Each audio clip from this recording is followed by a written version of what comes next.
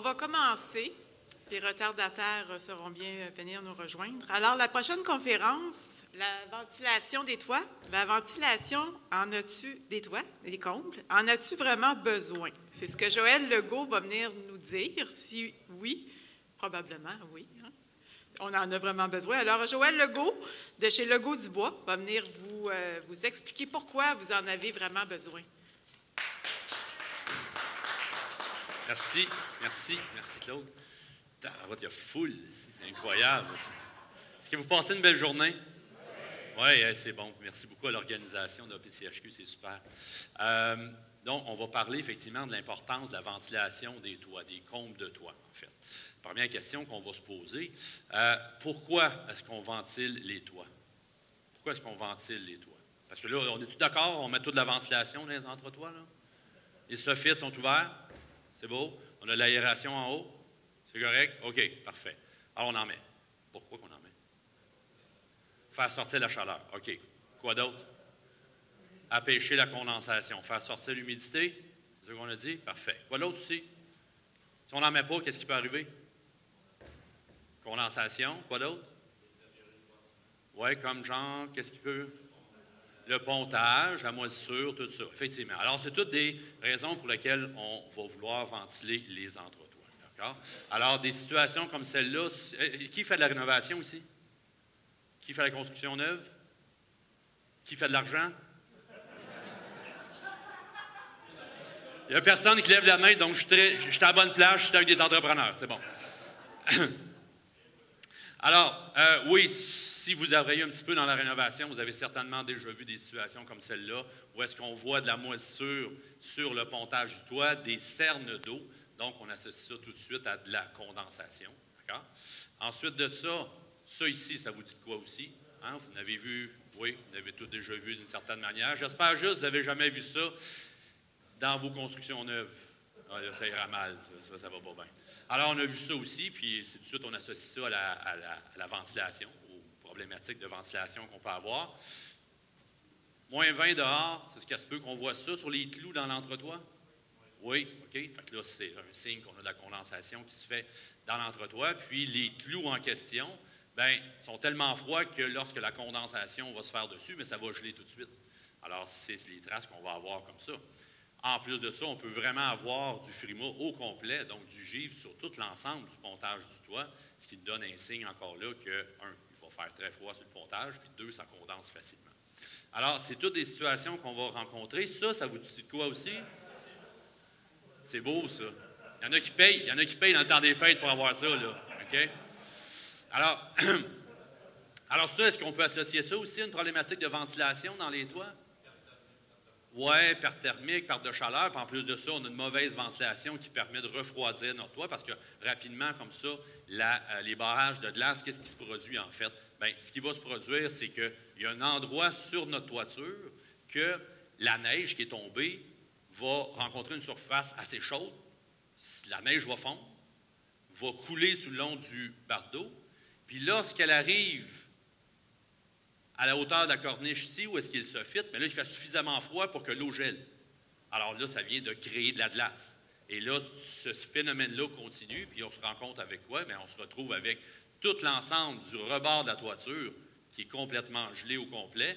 Mais est-ce que la neige continue à fondre en haut? Oui, la neige continue à fondre quand même. Alors, le processus est continu comme ça. Alors, les bardeaux de toit qui frisent, qui sèchent, qui craquent, dû à la chaleur qu'on va retrouver dans l'entretoit en été. Ça vous dit quoi, ça aussi? On va associer ça à la ventilation. OK? Ça va ensemble? Parfait. Excellent. On va prendre la problématique de la condensation dans l'entretoit pour se donner la raison pour laquelle on va vouloir ventiler. OK? Elle a l'air bonne, hein? Ouais, ça s'en vient. On va me dépêcher, on va être rendu là. OK? Donc, comment se forme la condensation? Je vous demande ça. La condensation, ça se forme comment? Qu'est-ce qui arrive, mettons? Qu'est-ce qui se produit? On vient de couler notre verre de bière, là, et là, la condensation, c'est l'eau qui perle sur notre verre de bière, d'accord? C'est quoi qui se produit? Différence de température. OK. Donc, une différence de température qui fait en sorte qu'on va retrouver ça.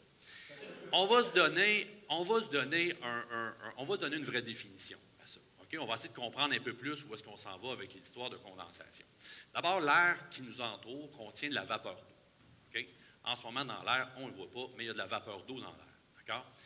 Cette vapeur d'eau-là, la façon dont ça va se produire au niveau de la condensation, c'est en fait, si je prends un pied cube d'air, d'accord? À 0 degré Celsius, c'est à peu près la température qu'il fait dehors aujourd'hui. OK? Dans mon pied cube d'air, j'ai plein de différents types de molécules. OK? Donc, je vais avoir de l'oxygène, je vais avoir de l'azote, etc., etc. Donc, mon pied cube est rempli de molécules. À 0 degré Celsius, est-ce que les molécules dans mon pied cube sont bien excitées et sont bien énervées ou sont assez proches les unes des autres et ils ne bougent pas trop?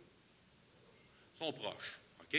Pourquoi? Parce que quand tu chauffes de l'air, ils se distancent, mais quand tu refroidis de l'air, ça se rapproche. D'accord? Alors, si dans mon pied cube, mes molécules sont pas mal toutes serrées les unes sur les autres, est-ce que j'ai bien de la place pour mettre de l'eau? Des petites gouttes d'eau. Je n'aurai pas beaucoup de place. Par exemple, dans le cas que j'ai ici, dans mon pied cube, j'aurais par exemple de la place pour mettre 25 petites gouttes d'eau. Un chiffre de même, là, OK, on y va de façon imaginaire. C'est pour se donner une explication. Alors, j'ai de la place pour mettre 25 gouttes d'eau dans mon pied cube. Mais mon pied cube, mes molécules sont tellement proches les unes des autres que je n'ai pas de place pour en mettre plus. Puis le maximum qu'elle peut prendre d'eau, c'est finalement 25 gouttes d'eau.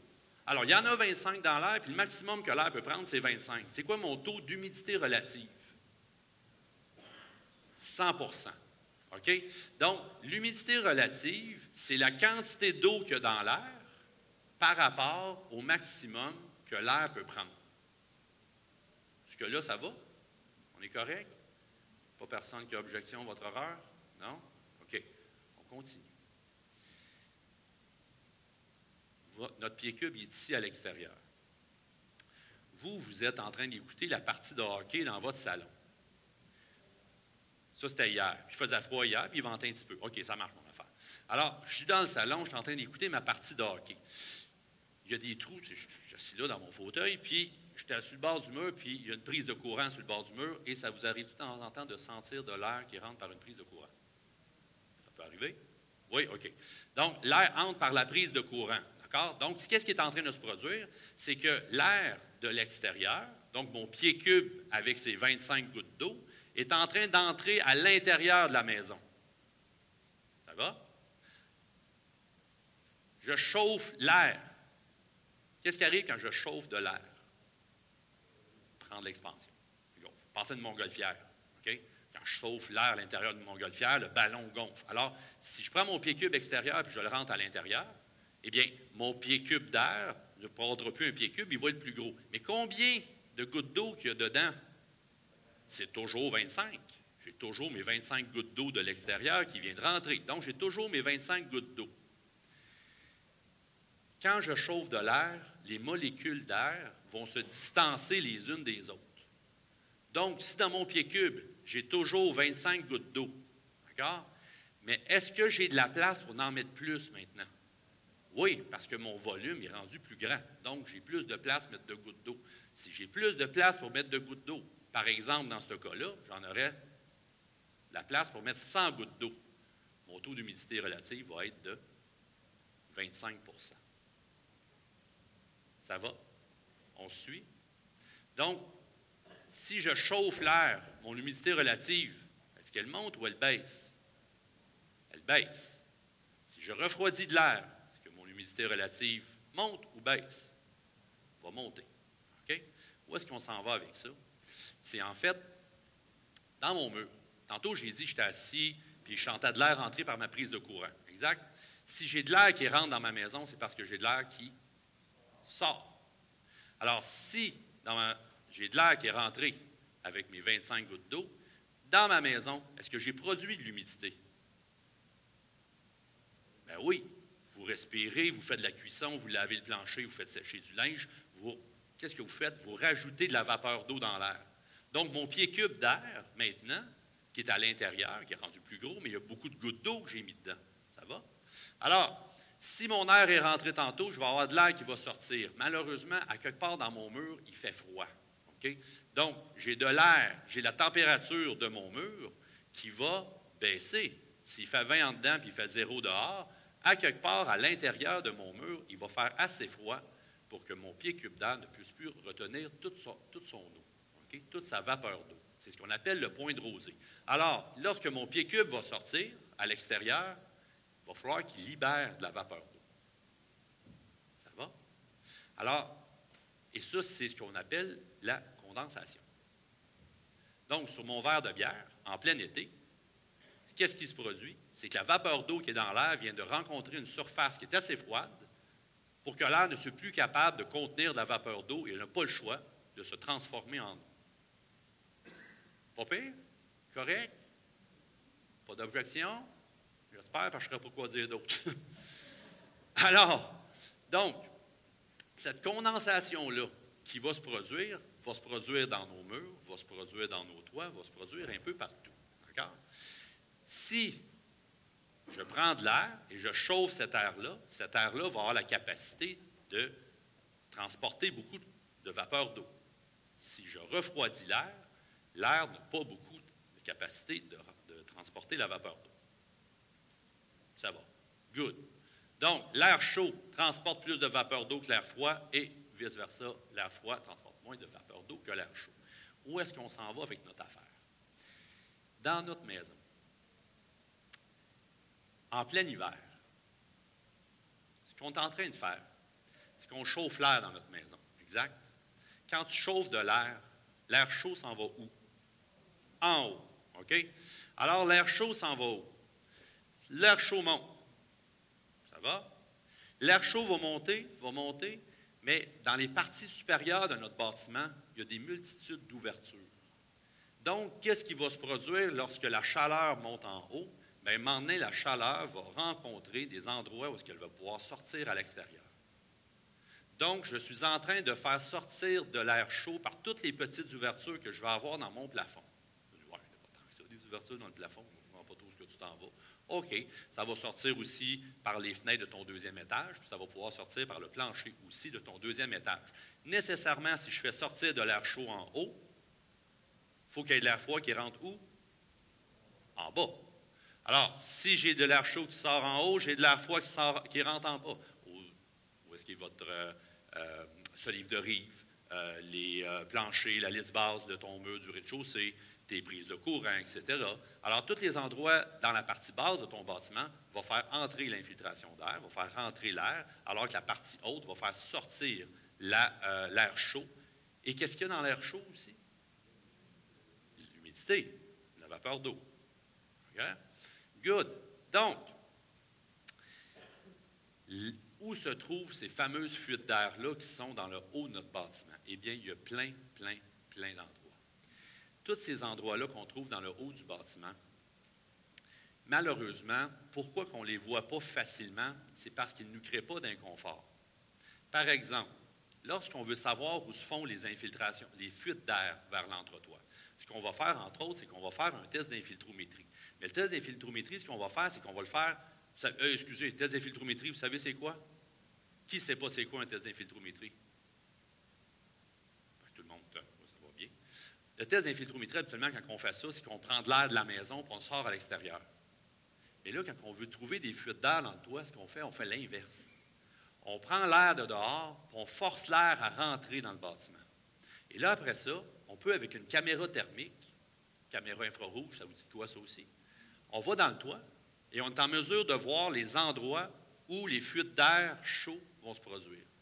Okay? Alors, on va avoir des images comme ça.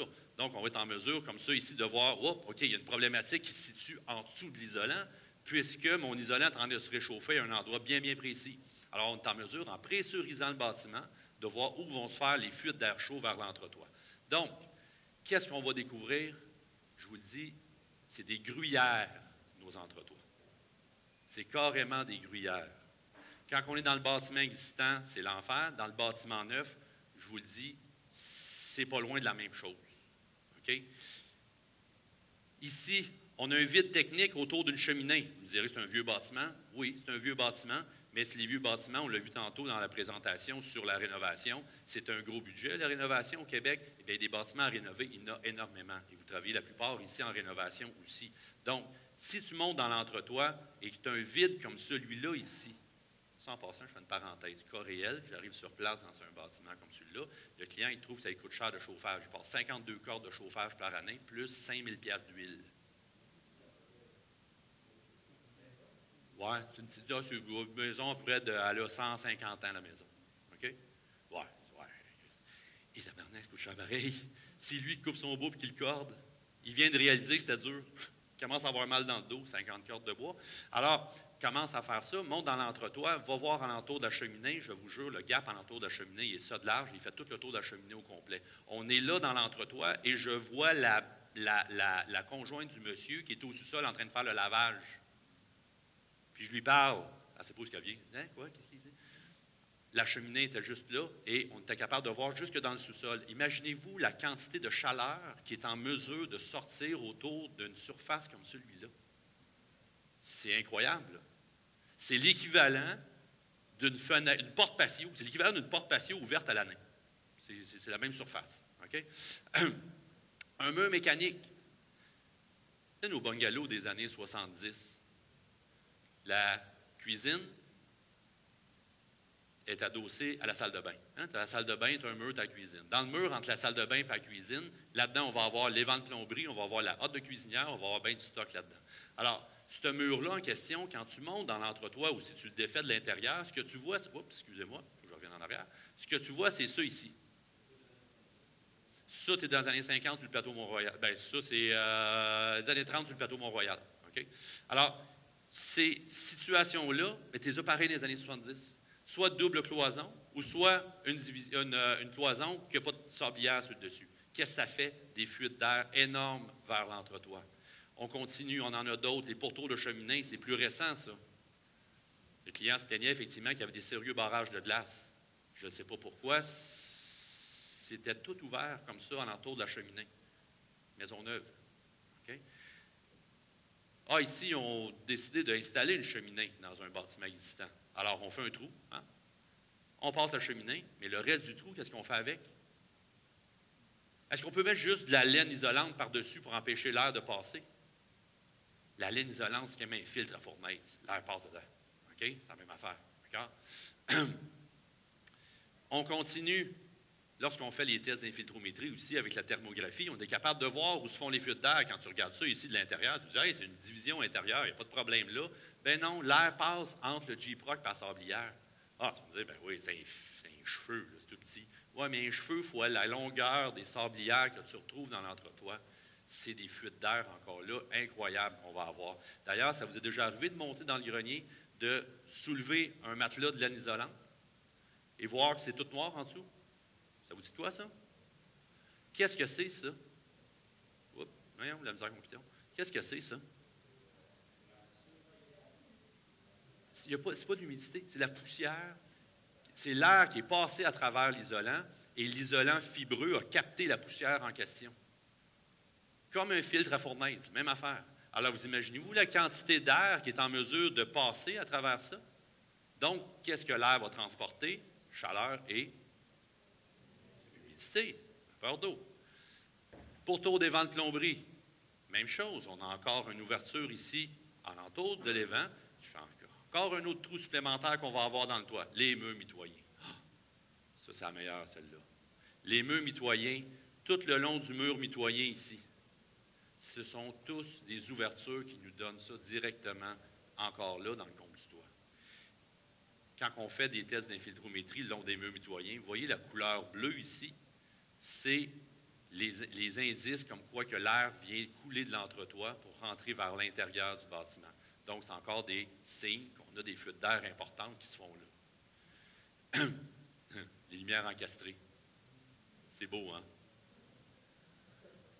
Tu veux avoir du trouble, mets des lumières encastrées. Ça doit être marqué sur la boîte. Viens avec du trouble. Les lumières encastrées, chaque ouverture dans le plafond, c'est l'équivalent d'au moins 3 pouces. 4 pouces carrés, excusez, 4 pouces carrés d'ouverture. chaque lumière encastrée. On ne sent pas l'inconfort à ça. Alors, c'est pour ça qu'on n'en voit pas trop la problématique. Les ventilateurs de salle de bain, fuite d'air entre le ventilateur et le J-Proc. Ça monte direct dans l'entretoit aussi. Alors, voyez-vous la quantité de façons qu'on peut avoir de l'humidité dans un entretoit. Et ça, c'est sans prendre en considération les conduits de ventilation qui déboucheraient dans l'entretoit. OK? Alors, non, mais le toit est ventilé. Correct? Pas de problème. OK? Alors, les fuites d'air en haut du bâtiment, c'est ce qui nous permet d'avoir un effet de cheminée. Et cet effet de cheminée-là va transporter quoi vers le comble du toit? La vapeur d'eau et de la chaleur. Maintenant, comment est-ce qu'on pourrait éviter la condensation et les barrages de glace? Je vous donne deux choix. Soit qu'on bouche les trous ou qu'on ventile. Qu'est-ce qu'on fait? Les deux? Tu as le choix, OK? Là, l'eau rentre dans ta chaloupe. Soit tu sors l'eau ou soit tu bouches le trou. Qu'est-ce que tu fais? Bouche le trou, tu n'auras plus besoin de ta chaudière. OK? Ça va? Oh, on s'en vient proche de la situation, là.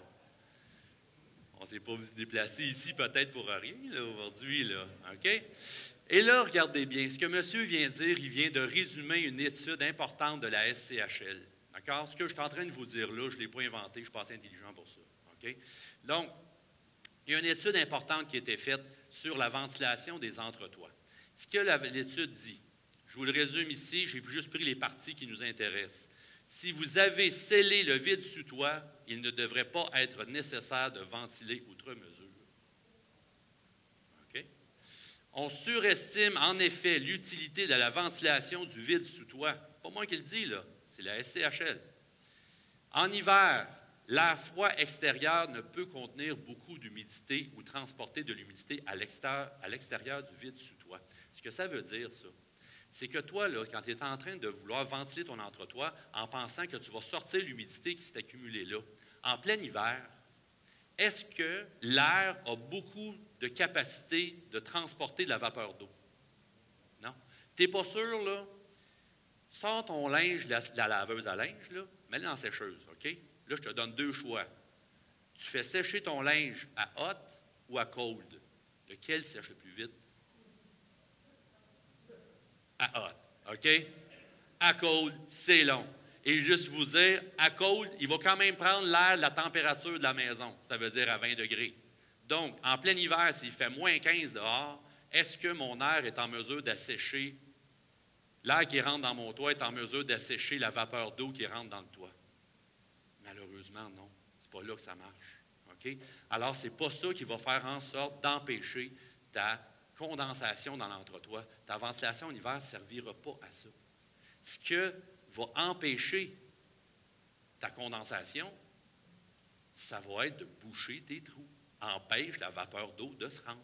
C'est ça qui va être nécessaire.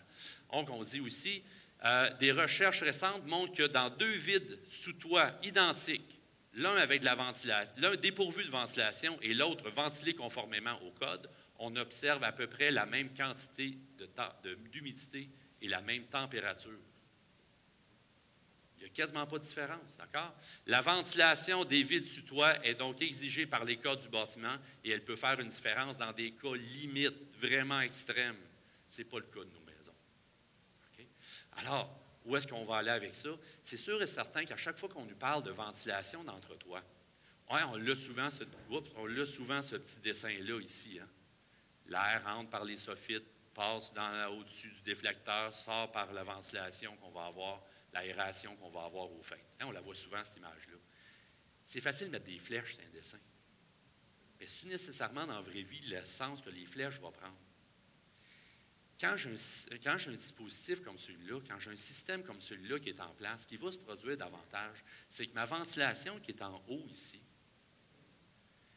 elle a le choix, elle, là, d'aller chercher de l'air qui est chaud à l'intérieur de la maison. L'air chaud, c'est-tu bien dense ou pas très dense? C'est pas très dense. Donc, c'est plus facile à sortir que de l'air froid. Oui. Donc, ce qui va se produire en réalité, c'est que ton air chaud va venir sortir par tous les trous de ta maison. tu vas avoir un petit peu d'air qui va venir de tes soffites pour sortir ici sur le dessus. C'est la réalité de la science qu'il y a derrière la ventilation dans un entretoit. OK? Maintenant, ça ne veut pas dire qu'il ne faut pas en mettre. C'est pour ça que ça veut dire qu'il va y avoir d'autres raisons qu'on va vouloir le faire.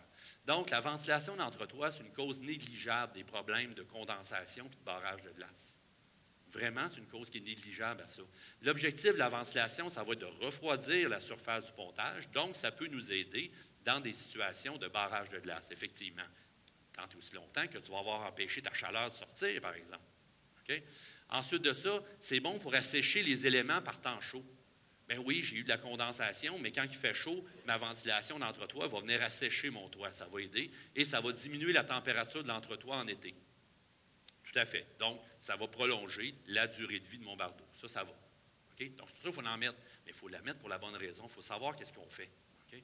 Alors, si je regarde maintenant dans une construction neuve, quand et comment ventiler dans une construction neuve? Eh bien, dans une construction neuve, la première chose que tu vas faire, tu vas t'assurer que ton plafond est étanche à l'air. Donc, tu vas avoir rendu étanche bien comme il faut, tout ton pare-vapeur, toutes tes lumières encastrées. Je vous le dis, là, ce bout-là, c'est le plus important de votre construction au niveau de l'étanchéité, confort, etc. Pardon? Avec le bon tape, fais ce qu'il faut, scelle ton pare-vapeur au plafond, puis assassine les électriciens qui vont passer à travers. OK? Ça va être bon. D'accord? Ensuite de ça, ce que tu vas faire, respecte les exigences du code en matière de ventilation. L'APCHQ a fait d'ailleurs un bel article là-dessus qui explique comment faire la ventilation des entretoits. Il explique cette exigence-là du code. Entre autres, si tu as un toit en pente, donc on considère à partir du bon en pente, on ne rentre pas dans les détails aujourd'hui là-dessus, mais il faudrait que tous tes trous de ventilation ensemble représentent 1/300e de la surface. Ça veut dire que si j'ai, supposons, 1200 pieds carrés de plafond isolé, il me faudrait combien de pieds carrés de surface ventilée? 4 pieds carrés, 1/300e. Maintenant, si j'ai un bâtiment avec un toit plat, bien, mon bâtiment avec un toit plat, lui, c'est 1/150e. Ça veut dire qu'il a besoin de plus ou moins que... Il a besoin de plus. D'accord? Donc, lui, si j'ai 1200 pieds carrés de surface, je vais avoir besoin de combien de pieds carrés de ventilation? 8 pieds carrés de ventilation. Je vais en avoir besoin davantage. Maintenant, après ça, comment je vais répartir ça? Eh bien, il va falloir que je m'assure que la ventilation soit bien équilibrée de chaque côté de mon bâtiment et en partie inférieure et supérieure ici. Donc, tantôt, on a dit mon 1200 pieds carrés. J'avais besoin de combien de pieds carrés au total? 4 pieds carrés. Ça voudrait donc dire, dans mon exemple que j'ai ici, il faudrait que j'aille 1 pied carré ce côté-là, 1 pied carré ce côté-là, et en haut, je pourrais cumuler mes 2 autres pieds carrés pour le mettre au fin. Je serais conforme.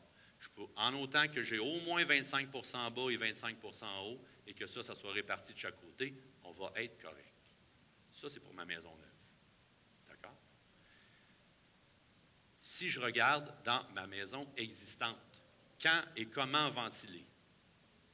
Première règle, s'il n'y a pas de problème, rajoute pas de la ventilation.